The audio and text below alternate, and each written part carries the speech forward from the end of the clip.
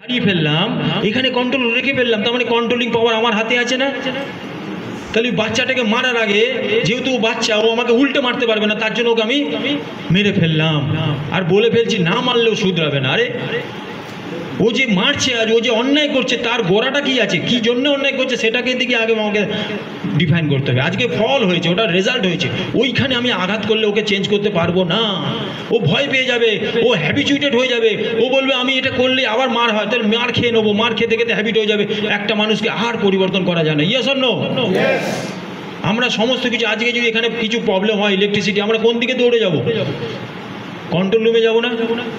তাহলে যা কিছু ঘটনা ঘটছে সমস্ত কিছু আমার এক্সটার্নাল সমস্ত ফ্রুট, এগুলো হচ্ছে ফল, রেজাল্ট। আমরা রেজাল্টের উপর দাঁড়িয়ে সবসময় অ্যাক্ট করছি। আমাদের অ্যাক্ট করতে হবে একদম রুটে গিয়ে, যে কি কারণে একটা বাচ্চা ডিস্টার্ব হয়ে গেছে, তার উপর দাঁড়িয়ে আমি আমার কন্ট্রোলটা হারাবো কেন? ওইখানটা আমি পিসও থাকতে পারি, শান্তও থাকতে পারি, আমি তাকে রেগেও যেতে পারি। আমার চোখকে আমি কন্ট্রোলে রাখতে পারি। মোবাইলে কত কিছু আছে, আজকে দুনিয়ায় কত কিছু মোবাইল আছে, আমি কোনটা দেখবো কোনটা দেখবো না, এই কন্ট্রোল পাওয়ার কার কাছে আছে? মোবাইল জোর করে দেখাবে? এই মিটিংয়ে যখন আসছি আমি কি দেখছি, এই এতগুলো লোক বসে আছেন, বিভিন্ন লোক বিভিন্ন রকমভাবে দেখছেন, জানেন? দেখছেন কি দেখা উচিত? এখানকার কমিটা দেখা উচিত যে কতগুলো চেয়ার ফাঁকা হয়েছে, কে বক্তব্য ভালো রাখতে পারলো না সেইটা দেখা উচিত, না কে এর মধ্যে কতজন ভালো বলে গেল, কোথা থেকে আমার মনটা একটুখানি নড়ে গেল, সেইটা দেখা উচিত, সেইটার জন্য খোঁজা উচিত, সেই রকমভাবে লেন্সটা দেওয়া উচিত। যে আমি এই সার্চিংয়ে বসে আছি, আমার কাছে কোনো নেগেটিভিটি দেখতেই পাচ্ছি না, আমি আমার মোট কোন দিকে রাখবো? আমি পজিটিভের দিকে রাখবো, নেগেটিভেতে রাখবো? তাহলে এই কন্ট্রোলিং তোমার কার কাছে আছে? আমি কি দেখবো, আমি কি শুনবো, আমার কানটা কার কন্ট্রোলে আছে? কানটা কার? কারোর বদনাম যদি কোনো জায়গায় হচ্ছে সেটা কান পেতে শুনবো, নাকি ওখানে থেকে দূরে চলে যাবো?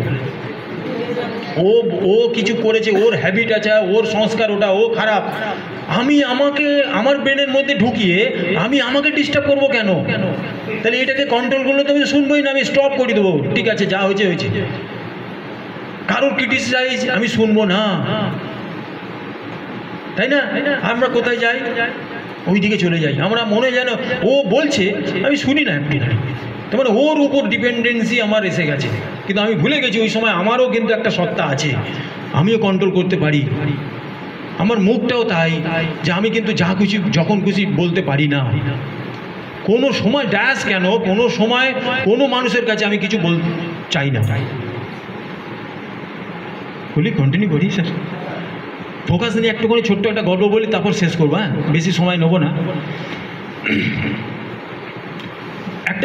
একটা মানুষ খুব ব্যস্ততার মধ্যে, খুব হাইফাই একজন বিজনেসম্যান, খুব রেপুটেড বিজনেসম্যান, খুব দায়িত্ববান লোক, সমাজের একটা ভালো রেসপন্সিবল পার্সন।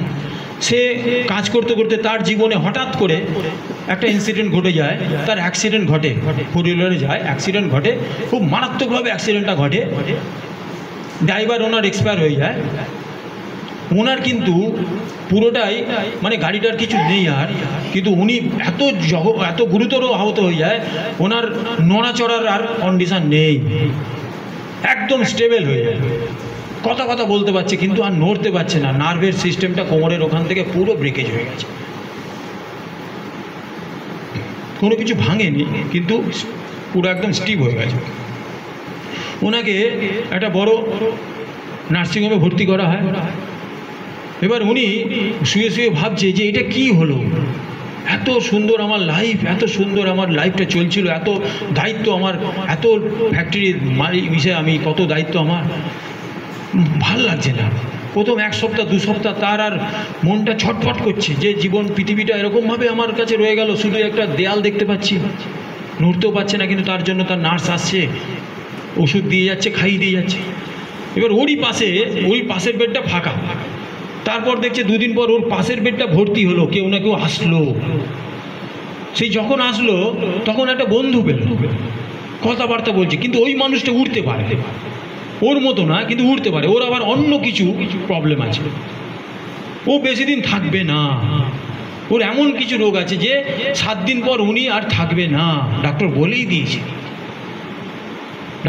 দিয়েছে, তোমার এইখানে তোমার থাকলো, কিন্তু তোমার বাড়ির লোককেও বলে দিয়েছে, উনিও বুঝে গেছে যে আমার এমন একটা রোগ হয়েছে, আমি আর বেশি দিন এখানকার থাকবো না। এবার ওনার সঙ্গে গল্প হয়, উনি ওনার ইসের কথা বলে না যে আমার এই হয়েছে, উনি ফিলও করে না। উনি এতটাই পজিটিভ, নিজেকে ওই যটা দিন আছে তটা দিন নিজেকে ধরে রাখার জন্য কাজ করছে। এবার উনি কতক্ষণ শুয়ে থাকবে, উনি উঠে জানলার ধারে গিয়ে তাকিয়ে থাকে, বাইরের দৃশ্যটা দেখে। তখন উনি শুয়ে বলে, আজ কি দেখতে পাচ্ছ? উনি তখন গল্প করতে থাকে, ওনার ওই বাইরের সিনারিটা ওনাকে বলতে থাকে, আজকে তো দারুণ, আজকে অনেক সমাগম দেখছি বাইরে।